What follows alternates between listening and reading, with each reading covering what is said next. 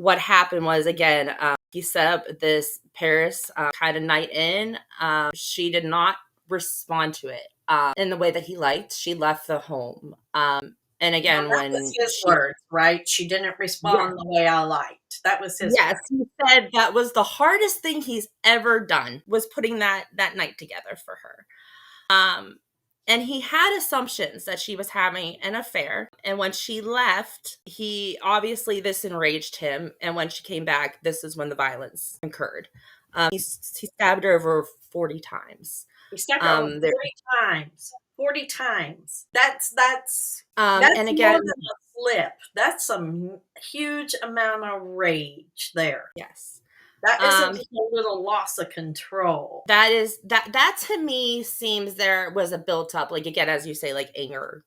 Like he was just stewing in this. Like this what it seemed to me was that this Valentine's Day was his last straw of his, wanting her. He had this other plan in his head, because I feel that sometimes, and I've known, I experienced myself, when abusers do these grand gestures and you don't give them the validation they want, it's a whole, but I feel like, as you said, Tara, this is rage. This was a rage murder. This wasn't something that went out of control. This was rage.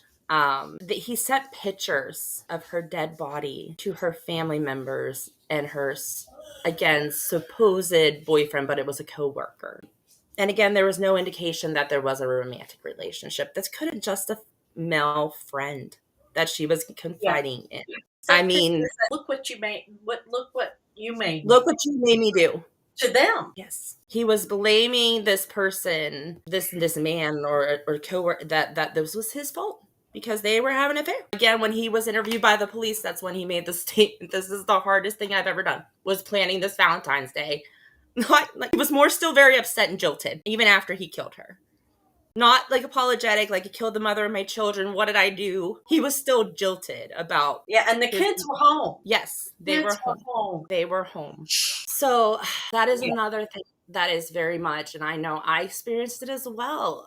False jealousy, the false, you're seeing someone behind my back, and you're like, "No, I'm not." You know what I mean? It happens a lot, a lot.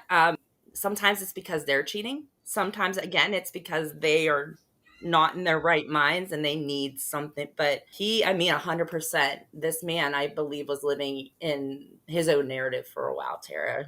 I mean, correct me if I'm wrong, but I really do. I think he was living in his own narrative in his head for a while. And when she did not follow that plan in his head, because again, like, me, you, and Mia, Tara, can sit here and say, okay, we could do this for someone, but it could go either way. I feel like they don't have that capability. If it doesn't go out on their timeline, they don't know how to handle it.